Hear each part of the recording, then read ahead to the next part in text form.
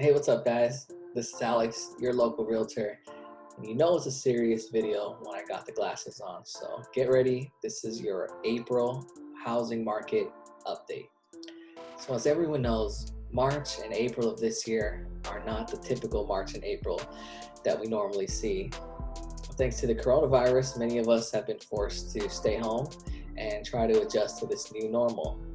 And of course, many people are interested to see how this will affect their home values and the housing market in general. So let's start out by taking a look at the number of new listings for the previous month of April. So let's take a look at this graph here. This is from InfoSparks, which gets its data directly from the multiple listing service. And we're looking at here the King County, Snohomish County, and Pierce County to see the number of new listings over the past month and also data for the past couple of years. So here you can see in all counties, the number of new listings has been on a downward trend, and it's been accelerated here in the month of April from 30,000 new listings in King County in March, 17,000 and 19,000 in Pierce. We've seen a drop off of 10% down to 28,800 in King County, 16,700 in Snohomish, so close to 5% drop in new listings, and an 8.5% drop in the Pierce County, which was kind of to be expected, being that many sellers were concerned about how people would be viewing their home and if now is the right time to list. So we can see here from March to April a pretty significant change in the number of new listings. The next graph we'll look at is the number of homes for sale. So not just new listings, but just total homes on the market for each county. So again, we can see here as we get closer to March and April of this year, the number of total homes for sale has dropped off quite significantly since the beginning of the new year, down 16.5% in April for King County, close to 12% in Snohomish County, and a whopping 20% in Pierce County. So that just goes to show you the current amount of inventory or total homes for sale is trending downwards over the past few months here. The next graph that we'll take a look at is the number of closed sales. So this can tell you kind of how much activity is going on, how many homes are being sold. Here you can see coming up until March, it looked like the total number of closed sales was actually increasing. You can see here in April there was a slight drop off from the month of March to April in all counties, and that's somewhat to be expected as well with the stay-at-home order, real estate agents being out of work, or not out of work, but forced to stay home for a couple of days. Of course, activity is going to go down. So, I think that was partially to be expected there. So, to sum it up till this point, total number of new listings are down. Total amount of inventory or homes for sale are down in all counties, and the amount of closed sales are down. So basically a slowdown in activity. So the next thing we want to look at is the average sales price.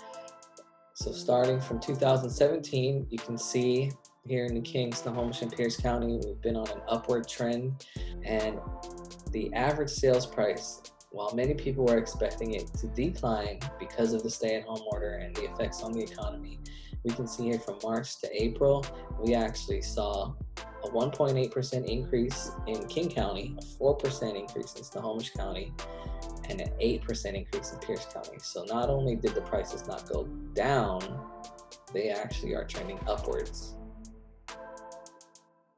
The next graph we'll take a look at is the days on market. So this is basically data showing how long a listing is sitting on the market before it ultimately gets sold.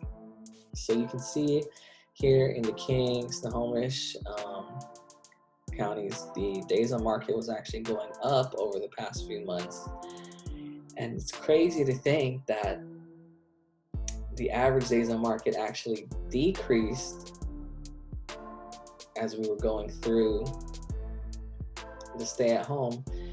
You would assume because people are forced to stay home and many people are uncertain about, their job situation, houses are likely to sit on the market a little longer, when in fact, it actually was the opposite effect that happened. So from March, 31 days for both King and Snohomish and 32 in Pierce. In April, they both went down from 31 to 30 and from 32 to 31. So let's recap. Basically, for the month of April, for the King, Snohomish, and Pierce County, the number of new listings decreased, the total number of homes for sale decreased, the amount of closed sales decreased, but the average sales price increased and the days on market decreased. So I like to look at it this way. The total number of supply, which is the homes on the market, decreased, but the average sales price and the demand increased. So looking at it from a supply and demand perspective, because the supply is so low, and while we expected demand to go down because of everything going on with coronavirus, the actual opposite happened. Because there's such a low supply and a high demand, we're seeing prices not only stay the same, but actually increase in many instances. So the real estate market here in our area is still very strong. Homes are still selling very quickly, as we looked at, and prices so far have not seen any drop. In fact, they're going upwards. So that's just a quick recap about the last month. I know many people are curious to see how real estate would be affected by everything going on. But if you have any questions about what we just talked about, or maybe you want some specific information about just the Kent area, Renton, Seattle in general, feel free to hit me up. Let me know what you guys are interested in. I'm always interested in hearing your comments and feedback. But it's a new month. May is here. Some good news coming out. I think we're going to be back to work hopefully in the next few months for everyone. Just want to wish everybody a great day. Have a productive week. And please do reach out to me if you have any questions. Thanks so much for watching, and I'll talk to you guys again next time.